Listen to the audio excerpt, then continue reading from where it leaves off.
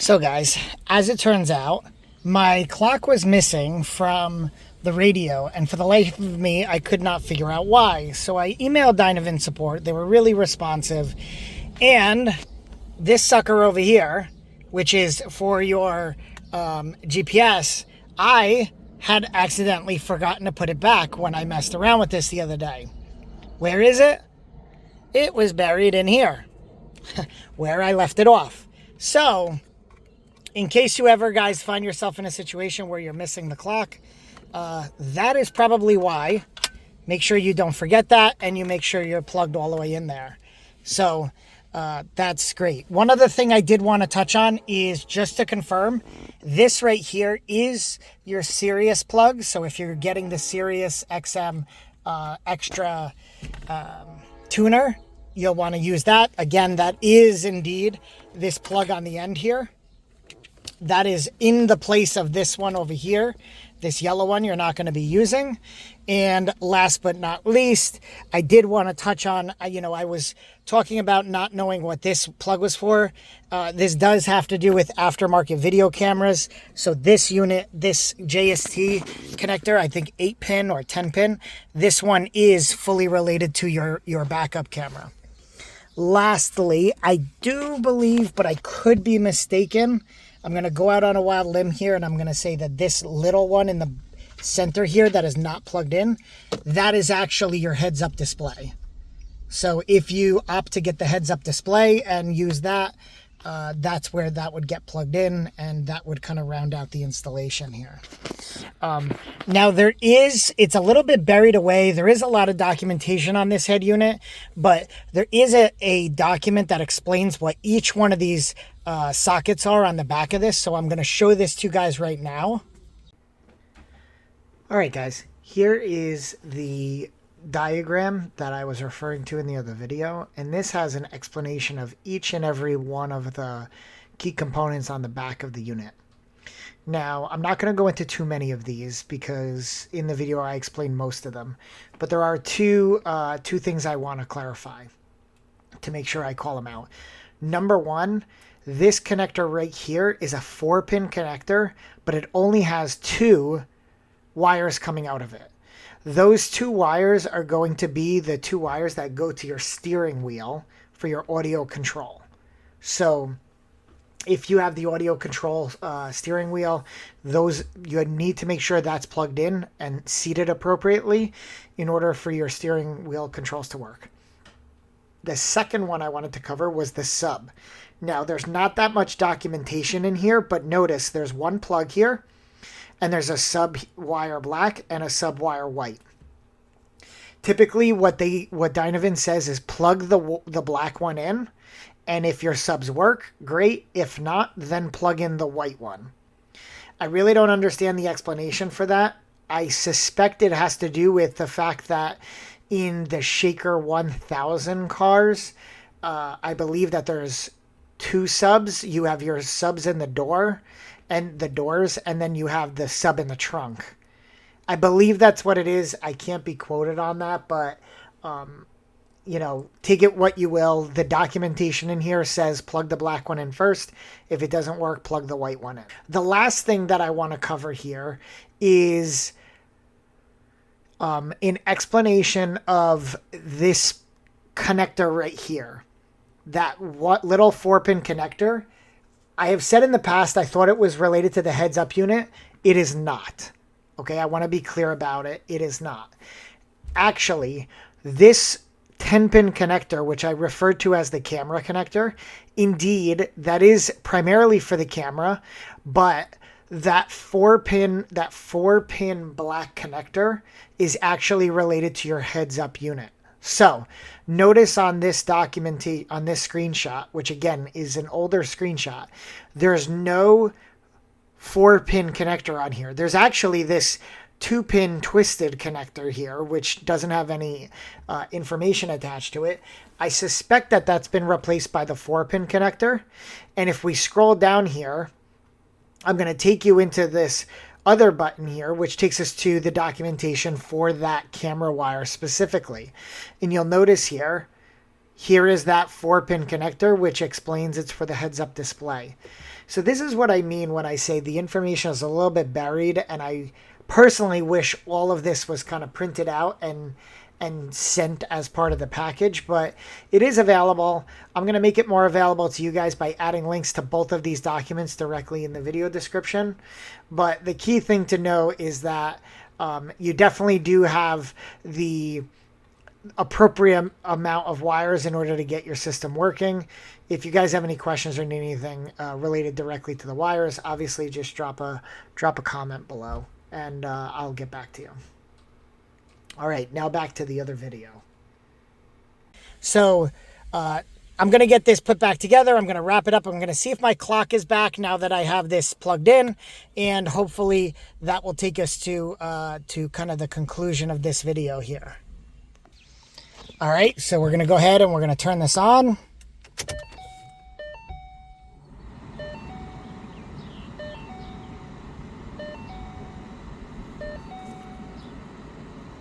Now, one thing I did notice is that I typically end up where I don't get the temperature right away.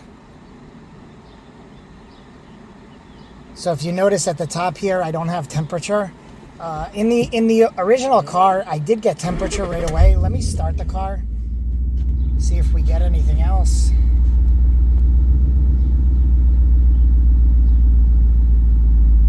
Still no temperature, still no time. Okay, we got time back. That is excellent. That means the GPS was the driver of that. And, you know, they did tell me the way you could figure out if you're having an issue is if you go over to the last one here and you click on GPS test. Now, see how we have 3D fix, we have all this info. I can't read any of this, but what I can tell you is that when I came in here, this over here said no fix. And that's what led me to believe that there was a problem with my GPS being plugged in. And naturally, as you saw, it was not plugged in. It wasn't even on the back of the unit, but we're back in business. So definitely kudos to our friends at Dynavin for hooking me up. But again, one thing I'm still trying to figure out is, you know, you see the car has been running for quite a while and I'm still getting a 0 over here on the temperature. Now, I know that that temperature is managed via the CAN bus from the HVAC module. So it is a little weird that I don't get a signal on there right away. But, you know, just one of the other quirks. All right, guys. In this episode, we are going to try to get our microphone from our Dynavin up into the top console of the actual thing. So, remember where we left off? We had the wire sticking out over here.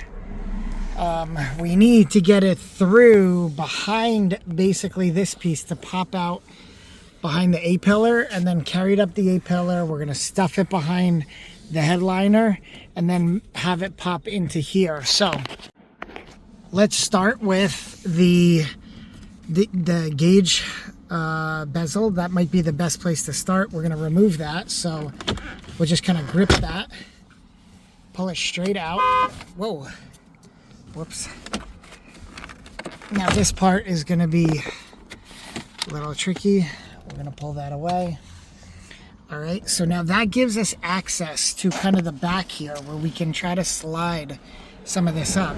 Now the other thing we can do is we could take off this pillar, but to do that you have to start at the back here. So we're going to pull it and there's clips holding in. Now there's a white piece and your gray piece. I'm pulling both and that will slide up and out. Now I just saw something fall out of my car. It's like a piece of foam. I don't want to lose that, because I probably need it. So now we're going to set that aside. So now we kind of have access to everything. I can see I have access through here. I'm going to be able to send it up, pass it under here, and we'll get it over to this side. So let's do that now. So we're going to take this. Now, what do I want to do? Because the cluster is here. I'm going to put it under the cluster. Why? Actually, no, you know what? I'm going to put it over the top of the cluster just so it doesn't get disturbed by, say, the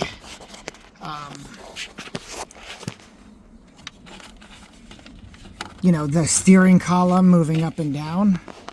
So just bear with me. I only have one hand, so this is proving to be a little bit interesting. Okay. Oh, you know what? Let me just try to stick I'll try to stick the mic piece through, and then I can just pull it. So let's see if I can get that up and through here. Okay. So I'm just pulling it so until it's nice. I'll get it till it's nice and taut. Then I can slide it up over the top here. All right. So now that's nice and there. And now what we're going to do is I'm going to try to do this while I'm holding the phone, but I want to pass it through and then grab it from the other side. So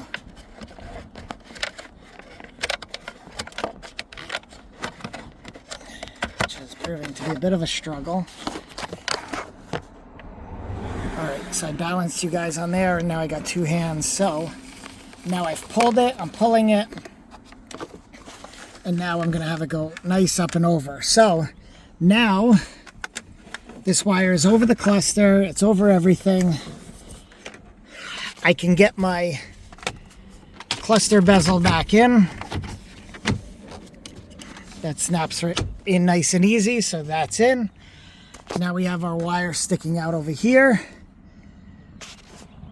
So now I don't want to pull it taut, right? Because I want it to slip behind the A-pillar. But I'm going to see if I can just hook it up underneath my roof. What is it called?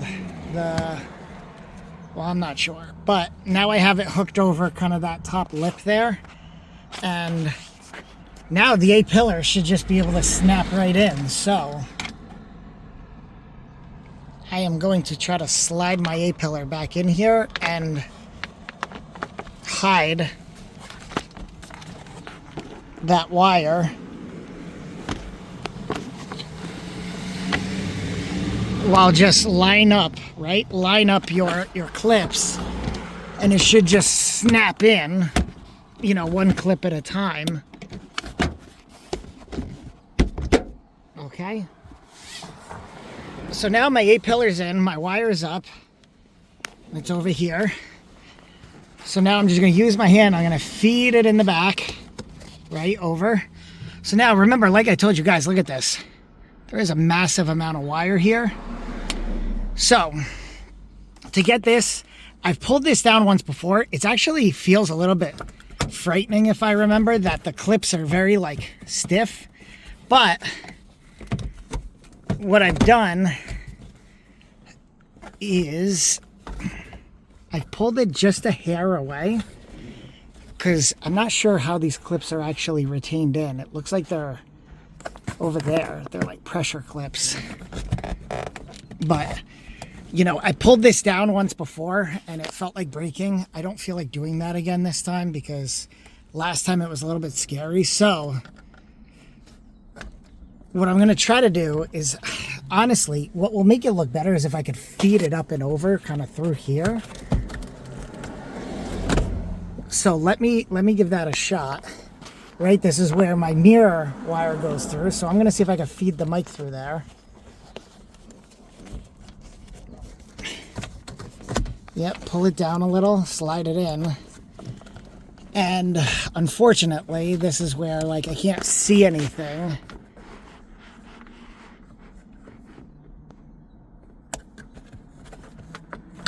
So like I'm just going to keep pushing. And you know what? I think it actually does. I think it goes up too high, maybe. That's not going anywhere. Okay. All right, so now I'm force feeding it through. And you know what? Now let me take a look on this side. Do I see it anywhere? Can I feel it anywhere?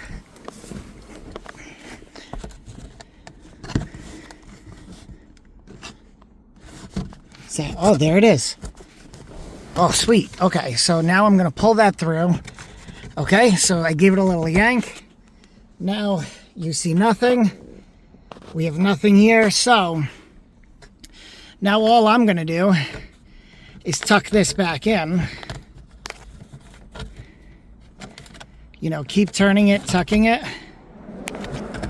Turning it, tucking it. Until I have only my mic left. Then you have a couple options, right? You can leave it here. Obviously, I wouldn't want to do that. So I'm honestly just going to stick that in and kind of use my fingers to force it to where that opening is. And that's it.